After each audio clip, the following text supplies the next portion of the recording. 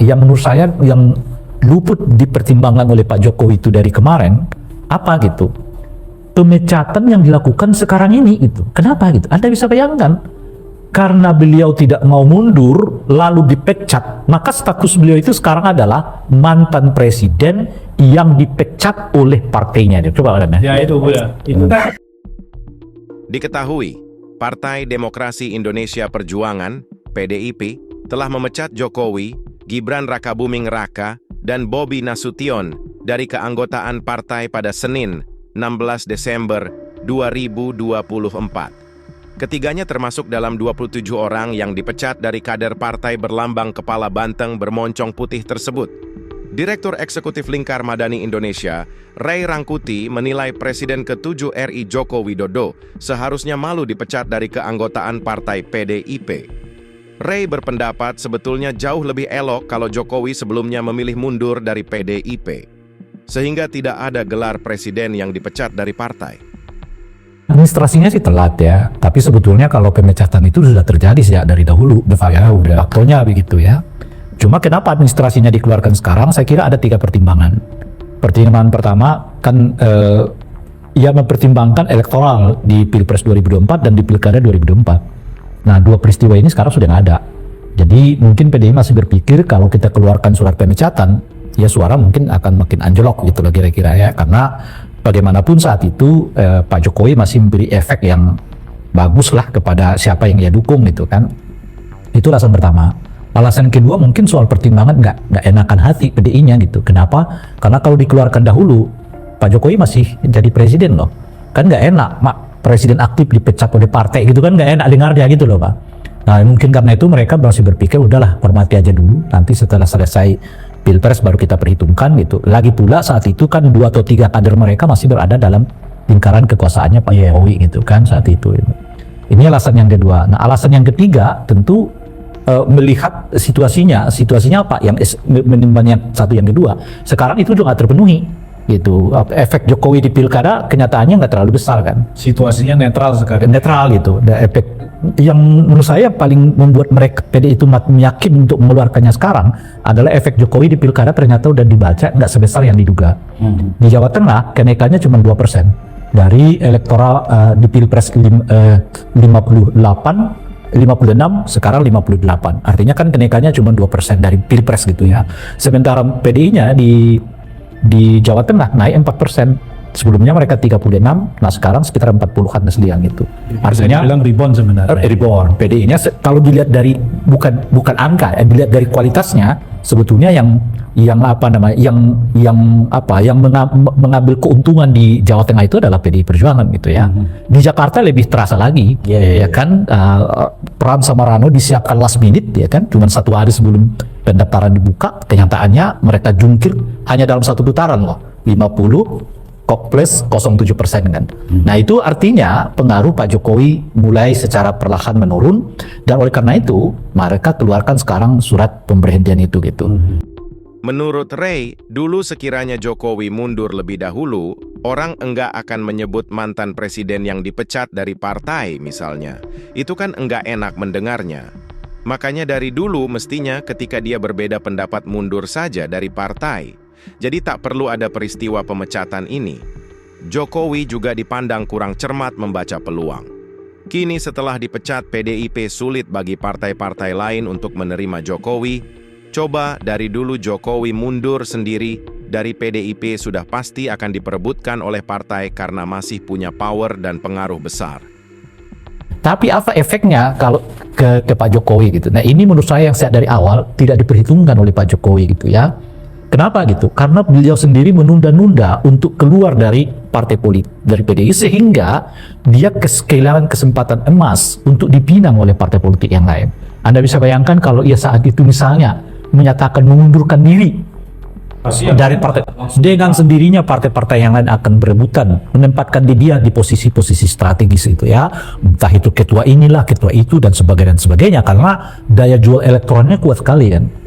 Nah itu satu tuh. Nah sekarang beliau lewatkan kesempatan itu. Sekarang partai-partai berpikir ya kan. Nah kalau Pak Jokowi sih boleh aja bergabung dengan kita, sama seperti Adnan mau gabung, Buya mau gabung, ya semua terbuka. Dianggap sebagai Ya, kan calon biasa. Ya. Iya kan, partai politik ini semakin banyak orang gabung ke dia ya makin senang kan, apalagi orang yang mau masuk ini membawa suara kan. Tapi kalau orang mau masuk ini mau langsung tiba-tiba top leader, tunggu dulu dong ya kan? Nah itu yang kita lihat sekarang tuh, partai monggo tapi nggak memberi jaminan untuk mendapatkan posisi yang top leader lah partai itu gitu. Sama seperti bahasa Gerindra kalau kita menarik itu, kami terbuka dengan Pak Jokowi tapi kami nggak maksa. Artinya Basa-basi. iya artinya iya kan, artinya saya nggak tertarik amat lah kan, kira-kira gitu loh ya kan. Nah itu. Nah yang kedua yang menurut saya yang luput dipertimbangkan oleh Pak Jokowi itu dari kemarin apa gitu, pemecatan yang dilakukan sekarang ini gitu. Kenapa gitu? Anda bisa bayangkan, karena beliau tidak mau mundur lalu dipecat, maka status beliau itu sekarang adalah mantan presiden yang dipecat oleh partainya. Coba Anda. Ya itu udah. Itu kan Sementara itu, pengamat politik Rocky Gerung turun mengomentari sekaitan dipecatnya Jokowi dari PDIP. Rocky berpendapat, Mengawati dan PDIP-nya melihat ada kesalahan fatal yang dilakukan Jokowi, sehingga dalam hal ini sangat wajar jika dipecat dari keanggotaan partai. Rocky Gerung juga mengatakan bahwa meski PDIP telah mendukung Jokowi dalam merintis karir politik hingga ke puncaknya, jadi presiden 2 periode, tapi menurut Rocky PDIP benar telah memecat Jokowi di akhir. Nah, pada akhirnya Pak Jokowi memperoleh status finalnya, yaitu dipecat, bukan mengundurkan diri ya, dipecat dari keluarga PDIP. Dipecat artinya ada sesuatu yang buruk. Dipecat artinya ada hal yang dilanggar. Dipecat artinya tidak diterima sepenuhnya. Jadi sekali lagi kita mesti lihat kualitas dari Presiden Jokowi yang dipilih justru dalam 10 tahun oleh sistem demokrasi, akhirnya dipecat oleh partai dia sendiri itu. Jadi satu evaluasi moral, evaluasi etik yang sempurna dilakukan oleh PDIP dan menghasilkan semacam pedoman baru dalam bernegara, yaitu bahkan seseorang yang pernah dilulukan oleh partainya sendiri 2 kali jadi presiden oleh partainya sendiri akhirnya dinyatakan berkelakuan buruk. Kira-kira itu maksudnya. Berkelakuan buruk bukan dalam pengertian perilaku seseorang di dalam kebudayaan, tapi berkelakuan buruk di dalam perilaku dia sebagai pemimpin negara, kan itu dasarnya tuh. Jadi evaluasi Ibu Mega, bahkan Ibu Mega pernah mengatakan bahwa seandainya dia tahu dari awal watak seseorang yang akan memperoleh jabatan publik yaitu Jokowi, pasti dia tidak akan meloloskan. Jadi kesimpulan psikologinya dari awal, Presiden Jokowi itu menyimpan semacam personality yang buruk, yang baru terlihat ketika diuji habis-habisan dalam satu panggung politik final, yaitu ketika dia dengan cara yang sangat berambisi, rakus kekuasaan, menginginkan 2 periode, menginginkan pemanjangan periode, menginginkan anaknya jadi wakil presiden dengan memanipulasi konstitusi.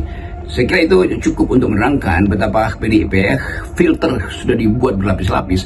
Akhirnya filter terakhir Jokowi itu dinyatakan sebagai cacat konstitusi, cacat demokrasi, cacat moral, bahkan cacat psikologi. Kan itu yang saya kira disimpulkan dengan bagus setelah diriset dan dikonsultasikan dengan mendengar suara publik, berupaya untuk membaca arah politik. Tapi akhirnya Ibu Mega tiba pada satu kesimpulan final bahwa dia harus dipecat. Jadi sekali lagi pemecatan itu satu tindakan eksistensial dari Partai Demokrasi Indonesia Perjuangan, dan akibatnya memang PDIP akan dicatat dalam sejarah sebagai partai yang salah memilih orang, tetapi benar ketika memecat presiden yang mereka pilih secara salah.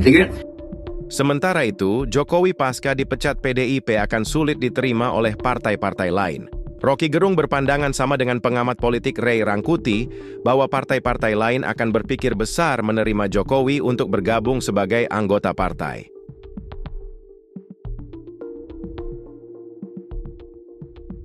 Dasarnya adalah PDIP saja yang telah membesarkan Jokowi selama hampir 20 tahun, mulai dari wali kota Solo, gubernur Jakarta, hingga menjadi presiden Indonesia 2 periode. Tapi Jokowi justru meninggalkan PDIP di ujung kepemimpinannya sebagai presiden. Sekarang problemnya, Pak Jokowi mau pergi kemana setelah dipecat PDIP? Tadinya Golkar menawar, Gerindra bahkan juga Demokrat, PAN segala macam. Tetapi ada satu cara final untuk menerima dia. Apakah dia karena mengundurkan diri? Bukan. Dia diterima misalnya oleh Golkar, oleh Gerindra, oleh PAN, oleh Demokrat, siapapun di dalam kedudukan dia dipecat sebagai figur yang buruk. Jadi bagaimana mungkin dipertanggungjawabkan secara etika politik bahwa Jokowi masuk Gerindra sebagai orang buangan PDIP, Jokowi masuk Golkar sebagai orang pecatan PDIP, Jokowi masuk Demokrat sebagai putra terburuk negeri ini, kan itu juga akan jadi olok-olok terus. Jadi bayangkan misalnya kalau diterima Demokrat, diterima Gerindra, diterima Golkar, lalu setiap hari Golkar, Demokrat, Gerindra, PAN jadi olok-olok olok-olok netizen terutama. Siapa yang tahan dengan olok-olok netizen? Weh, terima orang buangan ya, weh, barang bekas kemudian didaur ulang di Golkar ya. Jadi semua hal yang menyangkut sebut aja pendangkalan politik ada pada Jokowi. Jadi betul bahwa akhirnya di sejarah menemukan dan akan dicatat dalam sejarah bahwa ada seorang yang 10 tahun memerintah tapi kemudian dibuang oleh partainya sendiri. Bukan karena kesempatan sejarah tidak ada, tapi dia mengabaikan justru sejarah yang sudah dibuatkan pada dia oleh PDIP.